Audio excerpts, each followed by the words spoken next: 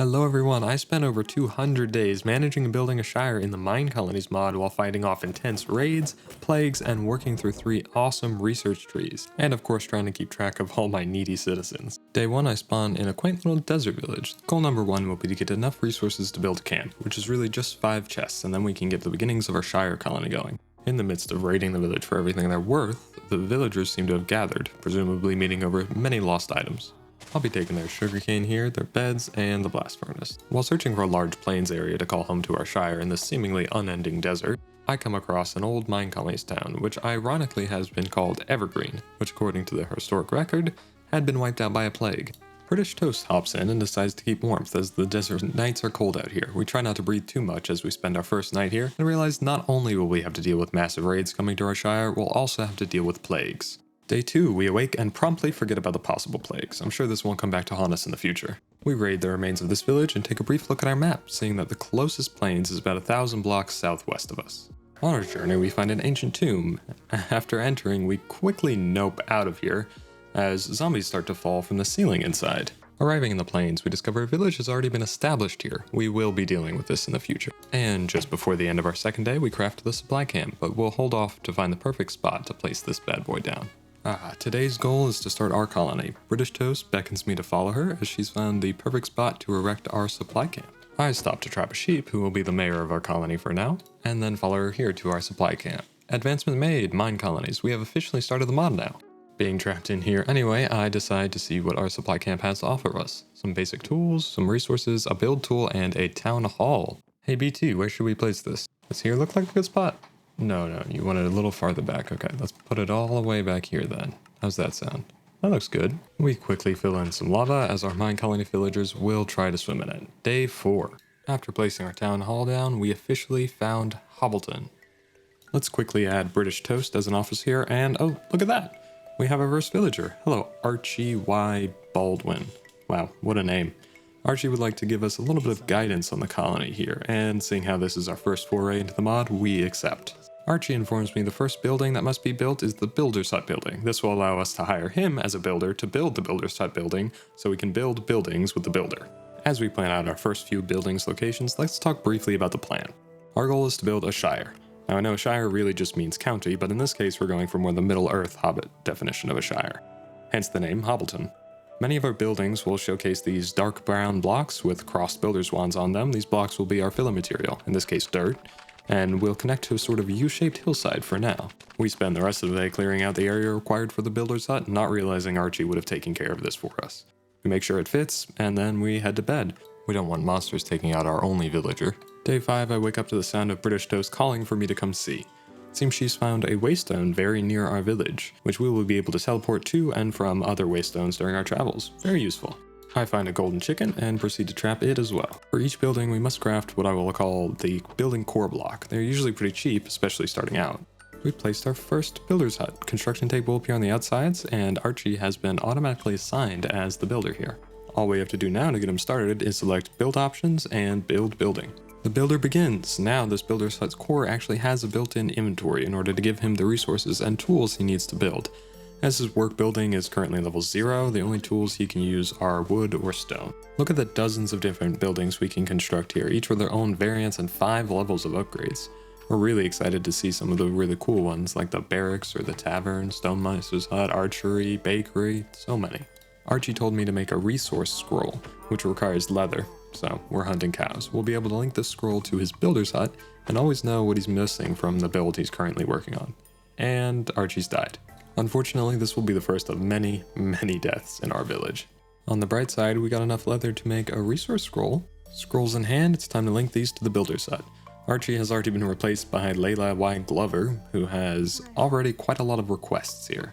The most notable of which is about 300 dirt, and it looks like we only have... I put off digging the rest of that dirt up and look into making some of the other blocks she needs. The architect's table is a crafting staple that will haunt us the entire game, as we constantly mix up which direction the beams and materials should go. Unfortunately for us, it is the only source of all the decoration blocks that this mod uses.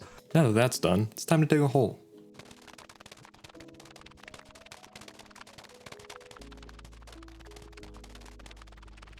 Oof, might as well grab a bit more food before the end of the day.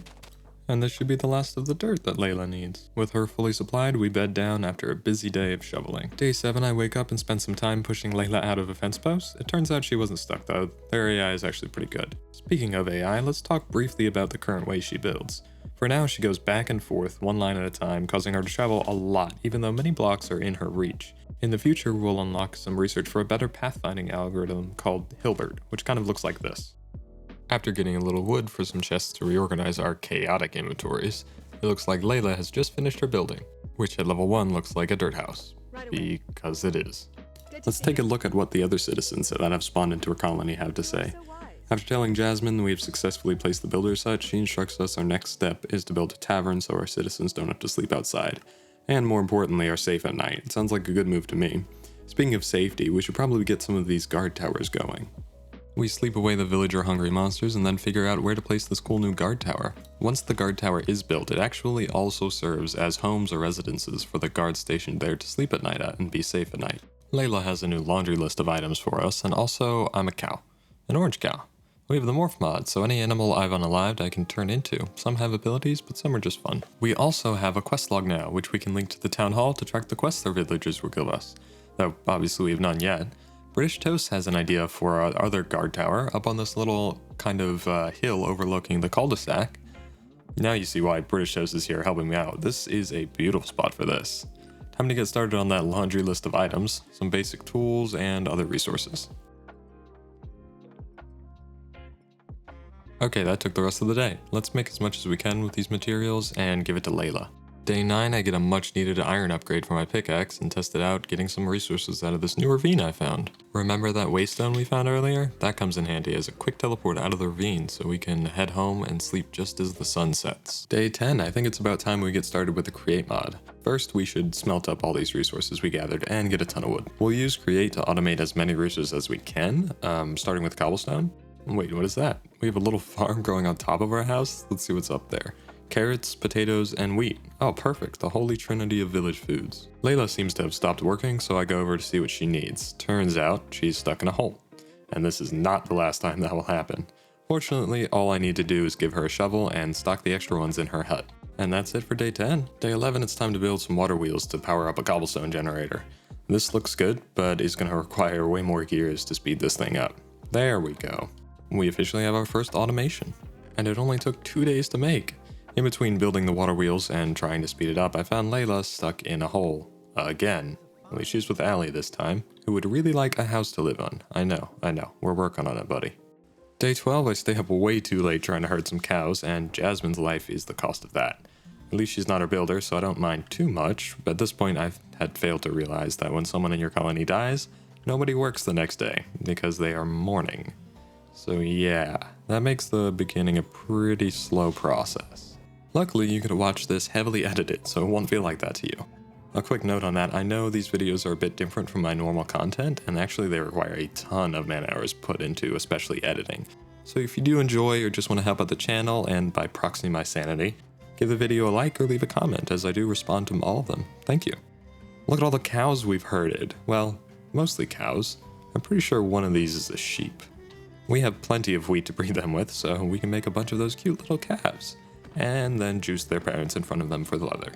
Layla, how are you stuck in a hole again? What could you possibly need? Oh, a pickaxe. Okay, well, I guess that's fair. Over the next couple of days, I'd like to go to the nether and get a lot of resources, which is going to fill my inventory much too quickly. So I make a gold backpack. Layla, again? Really?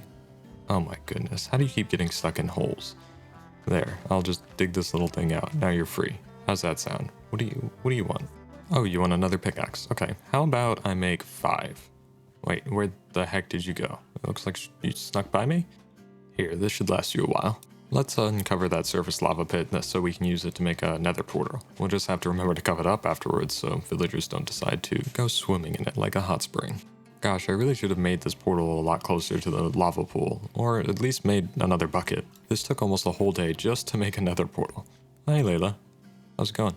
Okay, no response from her. Oh, there she goes. More cows, always more cows. We need leather. We need lots of leather. I think we can afford to spend a little time helping Layla out here. She's got a lot to mine, and I've got a better pickaxe. There you go. Okay. Hey, she started building. Look at that. It's Pretty cool. Before we go to the nether, I need to absorb the delicious juice of this parrot. Now we can fly. Perfect. There is a slight bug, however, with this mod. Unfortunately, it looks like if I eat bread while a parrot or some other creatures, it poisons me. But it also completely freezes the game, making me unable to morph into anything else or really interact with a whole lot. Until the tick rate all catches up all at once and kills me. So no eating while morphed. Got it. While I was debugging all of that, look at all the progress Layla has made on the guards tower. If you come down here, this little spiral staircase, you can see the bed I was talking about, and a chest for some more storage for the guards. It's pretty cool. I spend the entirety of day 16 afterwards flying around the nether and getting as many resources as I can. The parrot makes it pretty convenient to just fly up and gather some quartz and glowstone and other nice nether goodies. After looting a few bastions, I come home with a diamond pickaxe and some nice new armor. I stayed out a little too late, and some skeletons were actually still alive when I woke up on day 17. I still have yet to realize that Pierce dying makes the whole colony shut down the next day, as they have to mourn him now. Let's add the next guard tower to the queue of buildings, as it looks like Layla has finally finished up this guard tower. Now that it's done, Larry has also decided he's taken up the job here as an archer, and needs a bow to protect our colony. Good thing that's easy enough. Larry also wants leather armor, but that's a bit out of my price range. In other news, these new nether structures have a lot of materials and resources needed to expand more and to create, like chain drives, gears, pulleys, and even some water wheels. Oh god, are you guys okay? They all just tanked a point-blank creeper shot. I wish I could do that. Larry seems to do an alright job protecting the colony, but we definitely need some more guards if this single zombie can push into him even with my help. And there goes Mrs. Rhino. Well, it seems our settlement will be built on the bodies of its founders. Hopefully not us, though. It looks like Layla died earlier too from a zombie. Well, that's alright, we have a new builder, Allie. And there she goes. I spent day 20 and 21 looting the nether and getting a ridiculous amount of resources, including gold. Lots of gold. I'd like to build a beacon at some point after we kill the wither, so hopefully that can give us a little bit of speed or health or regeneration or something to help protect our colonists. Look at the ridiculous amount of loot we've collected to help automate more with Create. But before we do that, I want to take a little look at the mod Tom's Simple Storage. If you've ever played around with Applied Energistics or ever made an ME system for digital storage, this mod is like a budget version of that. It's not quite digital storage, but it does allow access to all of the inventories connected to the aptly named inventory connector through the crafting interface placed above right here. Well, Larry the Archer didn't last very long, and is replaced by Evie, who wants a wood or golden machete to work as a knight. As wood machetes don't actually exist, or at the very least aren't craftable, I have to make her a gold one. It was about this point that I realized when people die, the colony doesn't work and mourns the entire next day, but I looked a little deeper into the code, and this excludes guards. So when a guard dies, the people don't actually care. They're heartless. Perfect. Alfredo has finished the guard tower, so it's time to build our town hall, which requires a massive new laundry list of items, but is a much larger, proper building. This new list of items is mostly made from oak wood, which means it's time to start our create automations. The first farm I'd like to make is an oak wood farm, obviously. After putting a belt down to transfer mechanical power, I make a mill and mill up some of these ferns and get green dye, because I'll need that to get glue to make our creations. I will also need a mechanical press set up to bonk some of these iron ingots into iron plates. In the meantime, Damon has decided to station himself at the new guard tower. He will take this pretty powerful bow to help in his archer duties. Back to create. In order to speed up our bonker for more iron sheets, an adjustable chain gear shift supplied with a redstone signal will have to do the trick for now, as the speed controller takes a little bit more in terms of infrastructure to make. This is the rough idea for our create tree farm. It's basically going to be a bunch of saws going around in a circle, cutting down trees, dropping off the materials in the chest on the right here. While I work on this, I do want to make sure Alfredo has everything he needs to keep building the town hall. Let's get back to this tree farm. Well, that doesn't look right. It seems I've missed some glue spots. Whoops. And now that that's all glued up, the chop part of our tree farm is working. We do need the whole growing part of the tree farm to work though.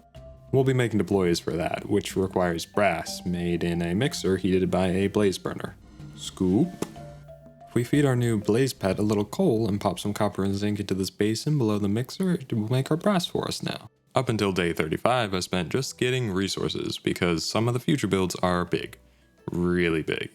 This is the player house, aka Bag's End, which will take a long time to get the resources built and even longer to build. It is a very late game building. For now, let's take a look at the warehouse. This is also a large building, but it greatly helps decrease the amount of work we need to do as we get more and more builders. If we stock the warehouse with items the builders need, then couriers, who work at the warehouse, will handle the micromanaging of taking items to each building. Day 36. We really need to finish this tree farm now, so let's get these deployers going and glue them to the machine. After filtering them for saplings, they will automatically take them from the machine's inventory, in this case the chest in the center, and plant them behind the saws. Looks like it's working now. Perfect. British Toast has been very busy making sure Alfredo has everything he needs to build a residence, and oh my god, he's stuck in a hole again. Come on, Alfredo, what was I saying? Yeah, each residence houses 1 citizen per level of the residence, maxing out at a 5 citizens when the building hits its max level 5. Where a citizen lives also determines the max level that they can train their skills to. For example, a builder has 2 important skills that will increase over time: adaptability and athletics. Adaptability determines how quickly they will place their blocks, and athletics obviously determines how quickly they break the blocks. These stats naturally max out at 50, but are capped by the level of the worker's house. So if Alfredo lives here, which he would really like to due to the proximity of his work building, they don't enjoy having to walk more than 80 or so blocks each day to commute to and from work, and will complain about it. He will be capped by the level 1 housing, so max stats at 10. As a note, if he has any stats above 10, it will not decrease them to meet the soft cap, they will just no longer train until his housing is better. Day 37, I wake up, forget I'm ferret, and eat some bread, putting the gluten time bomb of a tick destroyer into action. Fantastic. I have an idea to resolve the bug as the poison ticks down all the way to 0 seconds and nothing happens, so I do a /kill, and nothing happens. This bug is very strange. I went to take a little look at the types of fields we can have our villagers build and work. Bamboo, cactus, cocoa vines, kelp, nether fungus, nether vines, sea pickles, and sugarcane. Well, I can't imagine most of these being that useful, except maybe the sugarcane field. Once we tell our builders to start building a library, I imagine we're going to need quite a few books, so a lot of paper, so a lot of sugarcane. The husbandry, on the other hand, has a couple useful buildings to us, specifically cow hands for leather, and shepherds, as these buildings are starting to use a lot of different colors wool. It looks like this mod also has some magic down the line with the mystical buildings like the enchanter's hut, graveyard, mystical site, and a nether mine. I'm very interested to see what those do for us. Our tree farm has been pumping out lots of oak wood for us. Unfortunately, Damien keeps getting himself stuck in holes behind the building that our builder is building, and British Toast has to keep digging him out. Just can't help yourself, can you, buddy? Look at the progress that's been made on the residence. It's starting to look like a proper building now.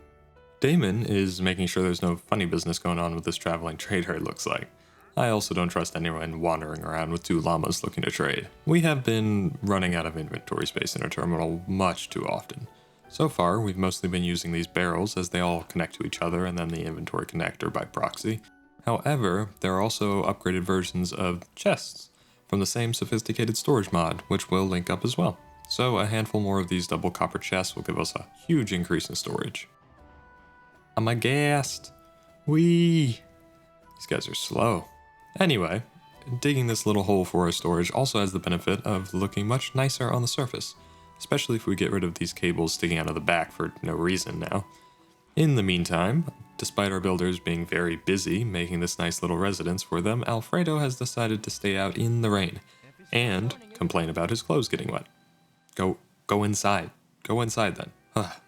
Our other citizens also have complaints about the lack of housing, which is fair considering the single level 1 residence we have only has enough room for 1 person. Which, as you can see, is Alfredo, our builder. While we're here, let's put an upgrade request in for this housing. Oh yeah, we need a level 2 builder's hut to level any building to level 2. Well, that'll have to wait a little bit. Day 40. After upgrading our storage just a little bit more just in case, it's time to make a trip to the nether for some ender pearls.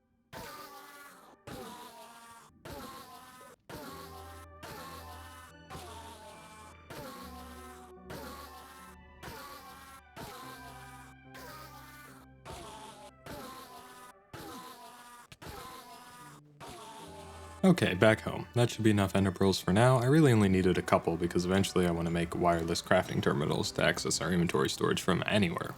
Also, fun fact, you know how blazes hate water? Yeah, if you are a blaze during the rain, you will take damage pretty quickly. The mod Apotheosis is what adds in these quote-unquote boss mobs. They usually aren't too tough to deal with, but they can do quite a number on our villagers if they get too close. Especially the ones with ranged weapons. This guy does a lot of damage actually. Let's get out of here. Oh, great.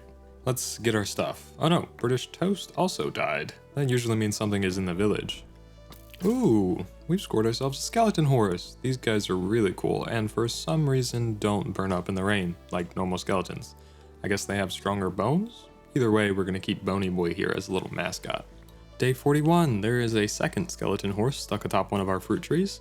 Oh, well, I guess we aren't gonna get another mascot, are we? Even more unfortunate, British Toast noticed a little glitch in our storage system. The way sophisticated storage entities interact with the Tom's Simple Storage mod makes it so the terminal shows we have double the items than we really do.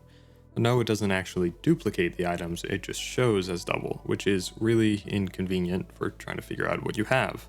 So I'll have to find some other way of storing our items. Ignoring that for now, I help terraform a little bit and then take a look at the builder's goggles from Minecolonies. Despite them saying they do nothing, they actually, well, they do nothing. I don't know why I made these. They look pretty neat though. Oh yeah, that's why I made them. Alfredo wants them for a quest for whatever reason. Well, that's about as long as I can ignore this storage system problem. In a fit of rage or frustration, I just start breaking the copper chests. I don't know why. I don't really have anywhere else to put the items, so I have to wind up just putting them back. Well, British Toast was taken out by 4 which is a phenomenal name, so I help her get a revenge real quick. And then I spend the next couple of days debugging this storage conundrum, finally landing on just making a big old vault from Create. We already have a bunker, so the iron plates are easy enough to get, and it's easily expandable. So our new storage system consists of this vault and some leftover drawers for large quantities of items like oak wood. Day 44, I realize we don't actually have any work requests in right now, and I have to dig out the Builder's Hut core block to put in the request. There we go. Briella should get working on that now. Oh, it looks like she needs some tools. Here you go.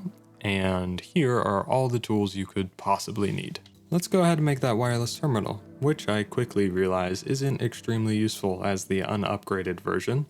It really only extends our reach by about 16 blocks when trying to access the terminal. So yeah, not amazing. We'll have to get that upgraded soon. Okay, let's see what it takes to get this upgraded to the advanced wireless terminal. A wireless terminal, obviously, a netherite ingot, and a smithing template. This is actually very doable, but I'm going to have a lot of work to do in the nether. The advanced wireless terminal has a range of 64 blocks. Similar to the other wireless terminal, it just really extends our reach. But if we have a level 1 beacon within 8 blocks of our storage area, then it'll allow us to access our terminal anywhere in the dimension. And if we upgrade that beacon up to a level 4 beacon, then we can access our terminal in any dimension. Flying around as a blaze and looting bastions turned out to be extremely profitable, as we now have over 60 blocks of gold. In other news, Briella has made some progress on the warehouse, so I think it's time we start planning out some more future important buildings, like the tavern.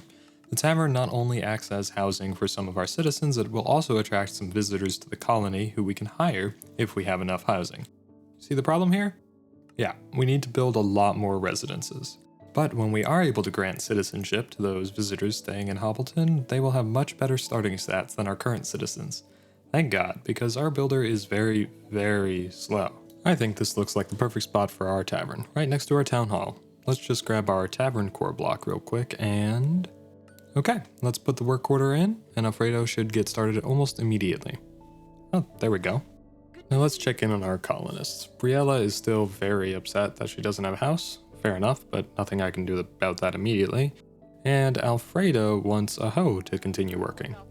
Well, here you go, Alfredo. Here are all the hoes you could ask for. Be nice to them. The tavern needs a lot of new resources. So while British Toast gets starting on what we can make, I go convert our tree farm to spruce trees, as we have enough oak wood for now and will need spruce for future buildings and upgrades. Day 49, the tavern needs a restaurant core block, which is interesting. It must be attached to it somehow. I'm very intrigued to see how that turns out. Hey, remember that massive player house? I think we're gonna put that over here and have a beautiful view of Hobbleton as it grows into a massive shire. So far, 50 days in, we have one quaint little residence for Alfredo, a level 2 builder's hut with a cool basement storage for him, a second builder's hut, which, one sec, needs digging out real quick.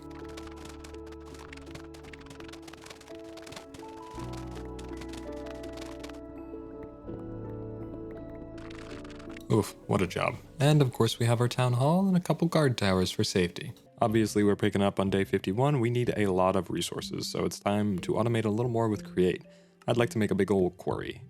Oh yeah, we don't have any resources. Well, I had enough to make this thing. Yeah, it's not exactly what I had in mind when I pictured a quarry either, but I need more andesite first, so...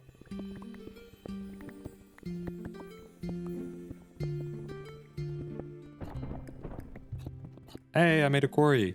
I made it on this little contraption thing, so theoretically it will be really easy to move in between mines. Speaking of, I need an easy way to power it. Windmills are going to do the trick here, but we can test it with this little manual crank. Wait, what? Those chests should definitely be moving with it. There we go. I just forgot to glue them. Perfect. Scoop. And there we go. Easy to move. Now to build that other windmill. That's so wrong. Hold on.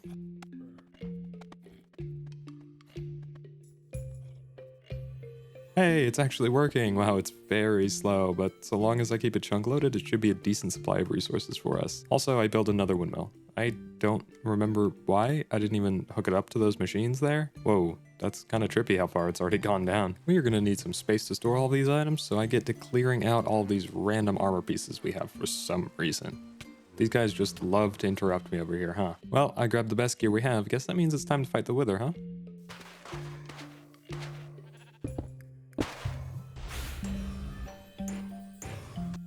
Oh my gosh. This guy was so tough for some reason, and melee combat was simply not the answer. Haha! Take this. Become the porcupine you were always meant to be.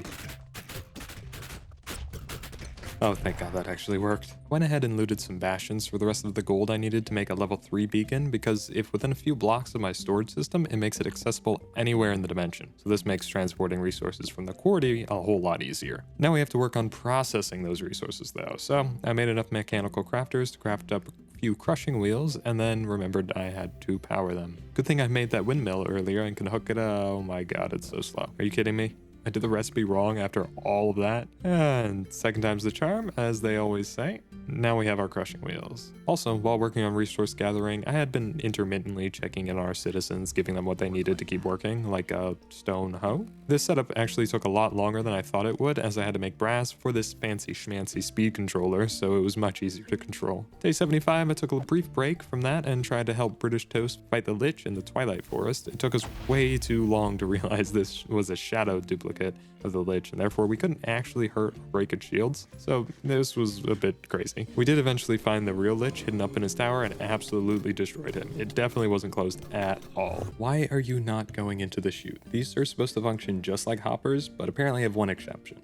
They don't work for me, just like these finicky little brass funnels for some reason. Meanwhile, our builders had nothing to work on, so we set down a farm, so hopefully they can start growing their own wheat and feeding themselves. Yeah, we've been feeding them manually this entire time, where they get pretty unhappy. We also realized another reason the builders don't have anything to work on was when we placed down the warehouse earlier, we never made a build order for it, so we spent an embarrassing amount of time trying to find the warehouse block. Eventually I had the bright idea to just put down the outline of it and dig it out using the overlay as a map.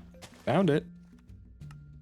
A couple days later, the warehouse was almost finished, and when it was, the first thing I did was fill it with stone tools so these builders can stop pestering me every other day for a new tool. We do need at least one courier though to carry these tools and items around as needed. I also took all that miscellaneous armor, weapons, and tools and popped them in the warehouse too. Guards can only use a max tier of weapons according to their level of the guard tower they work at, so they can't use a lot of this just yet, but they'll equip the best they can. There's no harm in putting another builder set down too, so we went ahead and popped one of those down, keeping it near the warehouse of course.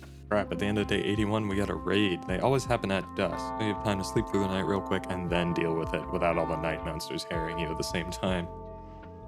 The raid turned out to be just like 3 dudes chilling on the ground, which makes sense though. We only have like 5 citizens. We really need to build more residences. Speaking of, Genesis wants us to make a clipboard, which, once bound to our town hall, is like a bunch of resource scrolls all in one. I prefer the resource scrolls though for now because it shows like the future needed resources, and the clipboard doesn't really do that. Day 83 I spent looking through the infrastructure options in the build tool. We could have our citizens build these, but they are better off building important buildings for now.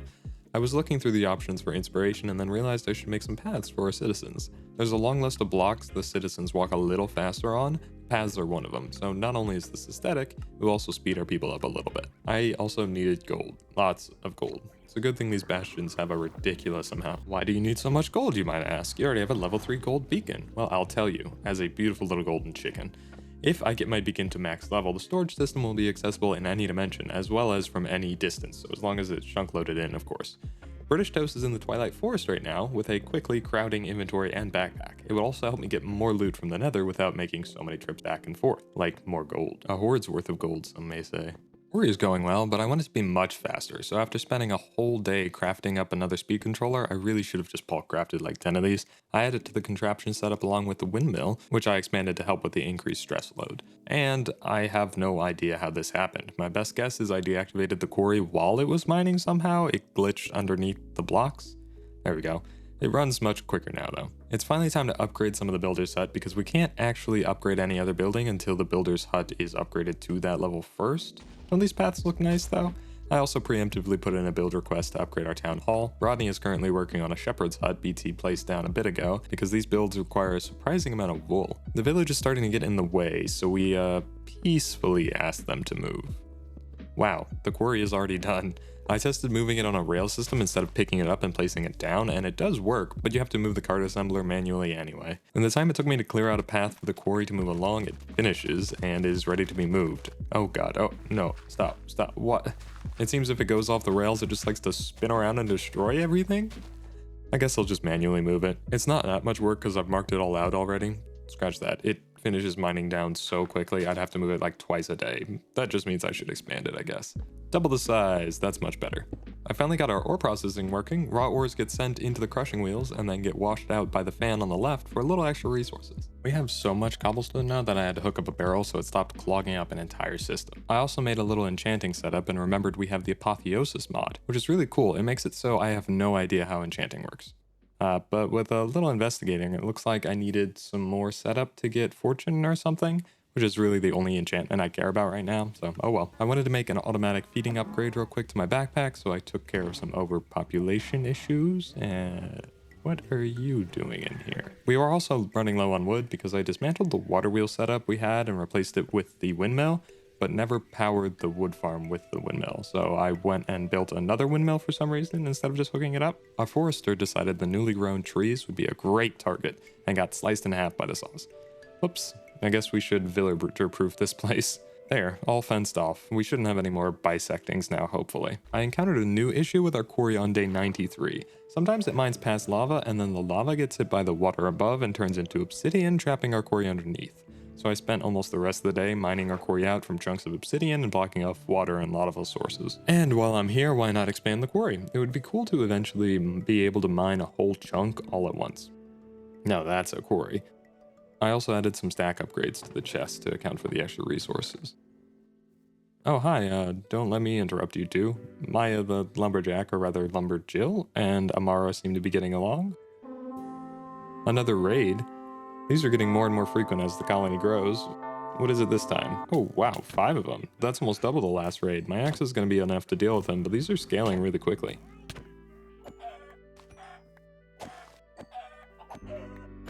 Rodney finished up the builder's hut level 2, so I had him immediately start on the level 3.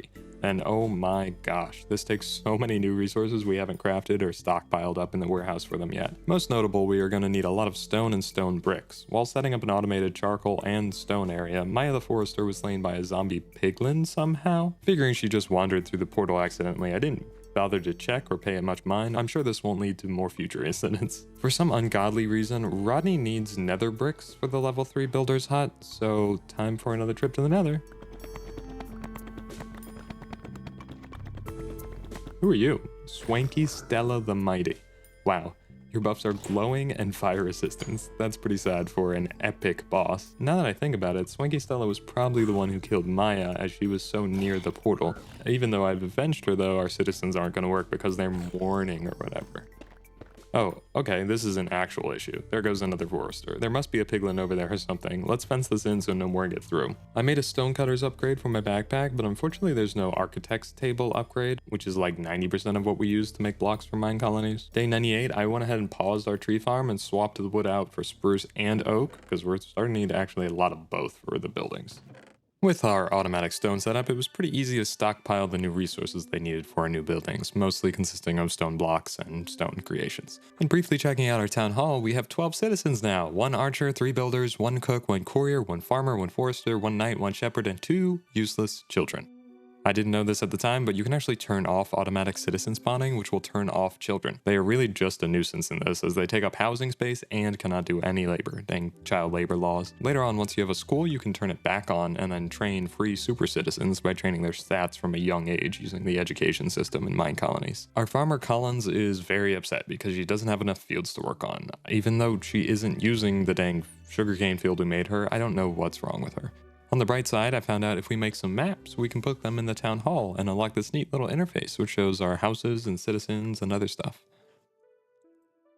Seeing that the village was really starting to get in Hobbleton's way of expansion, I resorted to some more drastic measures of relocation. The easiest way I've found to input everything from our quarry into our system is just breaking all the chests and standing there and clicking it all in. I downgraded to a single chest and then upgraded the stack upgrades, so that would make that process easier. Our quarry was out of room to mine, so it's time to move it. But it did that weird glitching thing through the blocks again, so I had to mine it out. Good thing it was only dirt this time and not dang obsidian. And as we end our 100th day in Hobbleton, let's go on a little tour with some smooth jazz.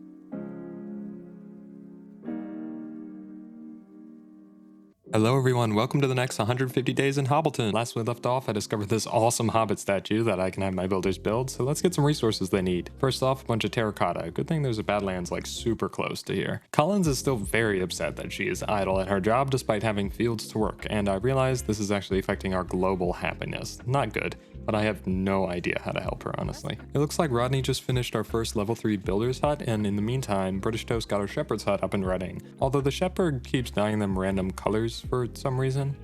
Oh my gosh. Why? I have to dig our quarry out from an even bigger chunk of obsidian now.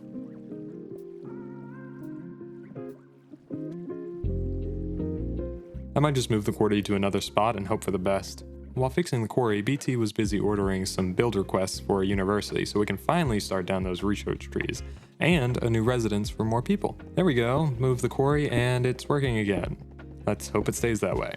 Wow, that is a lot required for the university. I guess I'll start supplying all of that. And a request for the guard tower. With all of these builders, the colony should be expanding much quicker now. Speaking of, Rodney has actually started working on the university already. The quarry has mined so much. Oh my gosh, I did not take the time to appreciate just how much it's carved out of the terrain here. Like, look at all this, and as I make it bigger, it only gets more and more efficient. I'm definitely going to have to move it a little farther from our base, because, I mean, well, just look at it eat the terrain. What's this? Yo, is that a little dumbwaiter? That's so cool. Looks like the higher level builders huts have a cool little basement for more storage. This is actually really handy. I like supplying the large quantities of resources like planks, dirt, cobblestone, and bricks directly to the builder instead of the warehouse, because we really only have one courier at the moment and it would take him absolutely forever to do it by himself. BT put in a build request for an upgrade to another builder's hut and a cowhand's hut. The buildings are requesting a lot of item frames, which requires leather, and I think she's kind of tired of our inhumane cow pen. What? Are you stuck in a hole again? Oh my gosh, this is gonna keep happening with the guard towers, isn't it? Jeez. I made a few more maps and started mapping out our area for the town hall. It doesn't do anything functional, but it's really cool to look at with all the little icons and people. I guess it does have a function in that it helps me find a citizen if I know their name. It happened again. At least it's just one block of obsidian this time. While moving the quarry yet again, Ezra finished a builder's hut upgrade, and then started working on a residence. Good, we need more couriers, which means we need a lot more housing. I put all the maps in our town hall, and look at that, it maps out just about all of Hobbleton. Really cool to watch our citizens kind of just move around and work throughout the day. Look at the size of this. I think we found our end goal. Not all style packs have a player house, but the Shire one does, and it is called Bag End, and it is enormous. This would take forever for our builders to make right now, but definitely worth at least planning a spot for it for the future. I think right here, kind of next to the water, would be perfect. We might move the shepherd's hut so it has a little bit of a clearer view on Hobbleton, or maybe just raise it a bit, I don't know yet. Here's the progress on the university. This is pretty neat floor plan so far, I think. Excuse me? Somehow our quarry got underneath obsidian? I am so sick of this thing. I mean, it's incredibly efficient and requires nothing to power, but my gosh, how does it keep finding new ways to surprise me and get incredibly stuck. On the bright side, our builder's hut was finished again and a newer courier's hut has been placed. I think it's well past time we start really terraforming. We have the building gadgets mod to help with that. So let's get a few of those going and a charging station for them. And if we set up a little inventory hopper with some charcoal, it will always have fuel. I used our newfound tools to give the villagers next door a little more incentive to move, and I gave one to BT, and she immediately made great use of it. I fear she may go a little power crazy with it. Oh well. Oh god, yeah, I was right. She's straight up deleting people's houses and trees. This is hilarious. She's also getting rid of the desert? Oh my, I still don't know if this was on purpose or not. I made a battery upgrade for my backpack, but it only holds 90,000 RF, which is so little compared to the 1 million RF buffer in each of the building gadgets that it's not even worth having. With the building gadget, I helped BT fill in some old creeper holes and get the terrain ready for Hobbleton's expansion. I take care of Quincy the Dragonborn not because he's really a threat of any kind, but because he's a filthy liar. He's clearly not a Dragonborn, and I would know. Look how much the quarry brings up now after a single trip. A couple stacks of copper, a stack of coal, and 21 iron. This is the only resource we really need, and it doesn't seem to be finding much of it. But the university is finally finished, which unlocks our access to research trees. There are some huge benefits here. The first major one is stamina. This unlocks the hospital, then the doctors at the hospital can cure our citizens of the many different diseases they keep getting. This is great. The major bottleneck right now is actually our builders or couriers getting sick. It's not that serious, it's just kind of hard to notice, and without the hospital, we are the only ones that can do anything about it. Hey, Baylor has finished the guard tower. We have room for another citizen, and Veda has some good skills, most notably athletics and adaptability, perfect for a builder. Sorry, Ezra, you've lost your job. If you ever wanted to compare your colonists for a particular job, go to the hiring tab and make sure show employed is marked as yes. You can then scroll down through all of them comparing the first two skills. I too wish there was a way to sort by level, but alas, our technology is too weak for such a feat. I started sorting all of our gems from Apotheosis, getting ready to use them for some speed boosting armor in the future and demolishing the others, but got interrupted by a raid.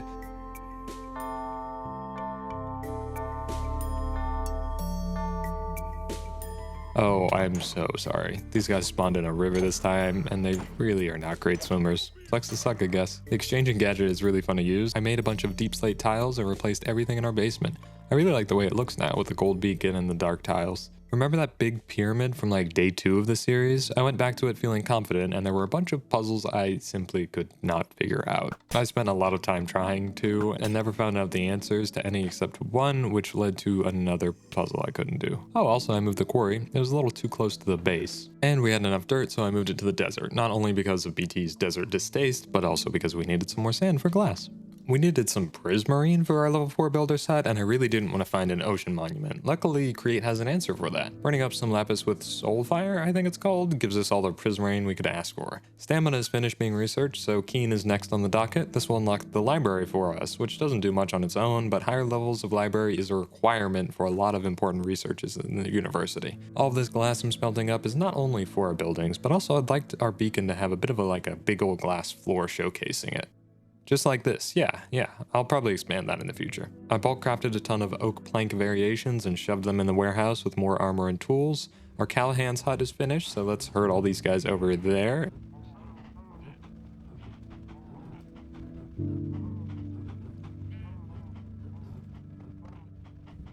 Everyone in, there we go.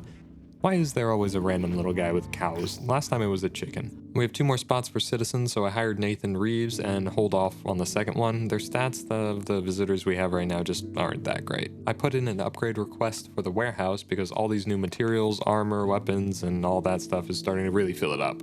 Also, fun fact, the spruce saplings seem to have a really hard time growing on this shaped farm because of the 4x4 sapling structure thing. Most of the researches I want to do are level 2, which requires a level 2 university though, so I settle on researching higher learning for our next one, which will unlock the school for us.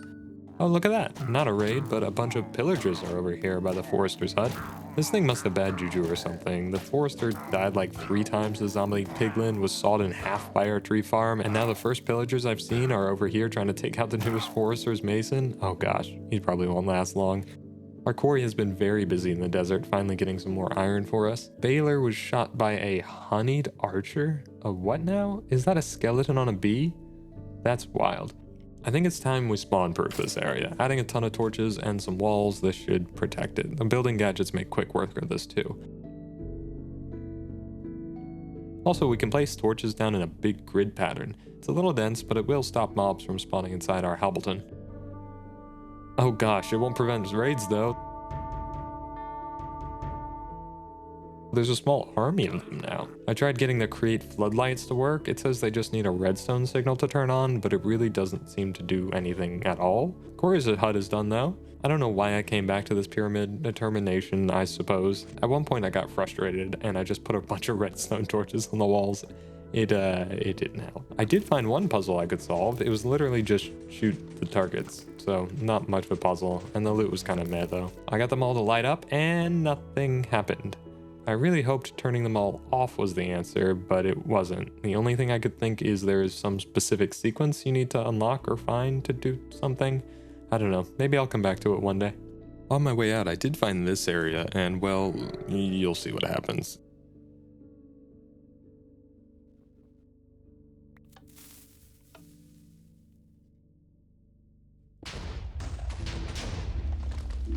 Yeah, not my finest moment. I cleared out our tree farm and made a larger area for more create farms. We need more wood and a little farm with some potatoes, wheat, and carrots to help us feed and cure our citizens of diseases. I also drastically expanded our basement to include under our new farm area. And on the other side, I started getting an automated iron farm going with Create. Let's expand our windmill to help real quick with the increased stress load of all the new farms. Oh my gosh, another raid. I guess I have spent 5 days working on these machines. Oh wow, there are a dozen of them now. There was one little guy I couldn't find. Turns out he was hiding in this chasm here. I don't think it was on purpose though. What is that? The visitor winter died from in-wall. I hope that doesn't mean they're spawning inside of wall and suffocating. That's exactly what that means, isn't it? Well, the tree farm and the first part of the iron farm is done, which is just a cobblestone farm that gets crushed up into gravel so far. Bangers and mash, beans and toast, boiled potatoes, roast beef, 3 eggs, hash browns, bacon. Some of these sound delicious, but the rest sound like British food, which is, well, oftentimes much wetter than it should be, which is kind of gross. Oh no, not another in-wall. This is going to decrease our visitor count if it keeps happening. It looks like BT found the block they're suffocating in, so removing it should do the trick, hopefully. Fingers crossed. The iron farm is working. Well, iron nugget farm I should say, but it's better than nothing. Like I said earlier, it makes cobblestone, grinds that up into the gravel, and then with this fan and some water, it washes the gravel into iron nuggets and flint. It's not the fastest, but it is automated, so. And an update, the in-wall still seems to be happening to our visitors. And another one. As I struggle to get out of this door, you may notice it's day 181 already. I have no idea where the footage went for the past few days. Here's a quick recap though. We mostly upgraded buildings, as I'm sure you can tell from all the new roofing. We have a level 5 builder's hut for Rodney now, so we can upgrade any building to max level. The most important buildings we've been leveling are the builder's huts, the warehouse, the couriers, and the university for research. And look at that, we just unlocked a major milestone, builder modes. Builder modes unlocks quite a few new construction strategies for our builders, but I'll be changing them all to Hilbert, because the consensus is it's the best. By default, our builders would be building in lines, going back and forth, requiring a ton of movement in between placing blocks. With the Hilbert strategy selected, they will go to a section, fill it out, then go to the next section, fill it out, requiring a lot less variety of blocks in their inventory, as well as a lot less slow movement between the sections. Here's a quick look at our research trees. Most of these either make our citizens a little faster in terms of walk speed or building speed, unlock buildings for us, or increase the max number of citizens we can have. Oh, we've also started the request for Bag End to be built, so that's what Ezra will be doing probably the rest of her career. The new street back here is basically just a ton of housing for citizens. If you're planning on mine colonies, I definitely recommend start off by making streets instead of just randomly placing things like we did at the start. Mr. Roy the Shiny and his bodyguard actually almost got me. We have expanded our walls as you can see, but they aren't as useful on raids as you would think. Mine colonies developers thought of that. The raiders can break blocks and place ladders and are immune to most traps like lava or fall damage, so the walls we have just serve to funnel them into areas so we don't lose track of them and slow them down a little bit. The barracks are being built over in the corner of Hobbleton, and they've just made a bunch of holes in the ground to get stuck in. Excellent strategy. Look at Ezra go. Well, it's been almost 200 days. I think we should fight the Ender Dragon. Here it is. I forgot we have a really cool mod that revamps the Stronghold dungeon area, which makes it so I have absolutely no idea where the portal is. I spent the whole day searching for it until being interrupted by a huge horde coming to Hobbleton. Oh my gosh, there are so many. They weren't kidding when they said a huge horde. They're spawning with new ranged raiders too that actually really hurt and have a ton of health. It took us half the night just to unalive them all, then I immediately found the end portal and hopped on in.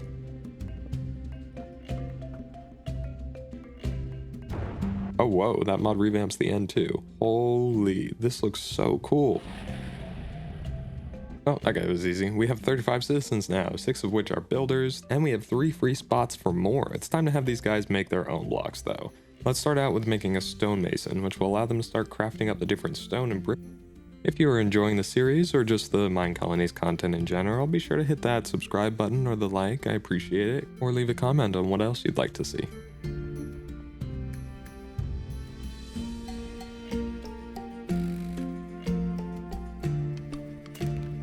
Look at the ridiculous amount of turret Christian needs to build Bag End.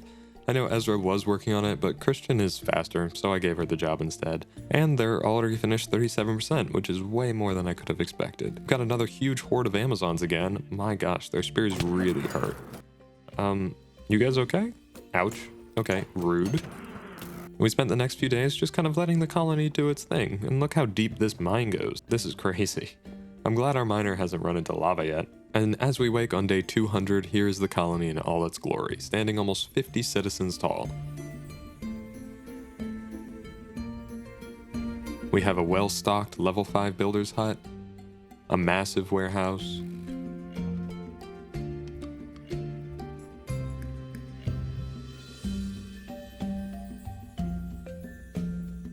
our newly built stonemasons, a cute little level 4 library hole in the ground, and of course streets of citizens and warriors alike. Bag End is not quite finished by day 200, but if we give it an extra 23 days or so, here it is, with the rest of our colony.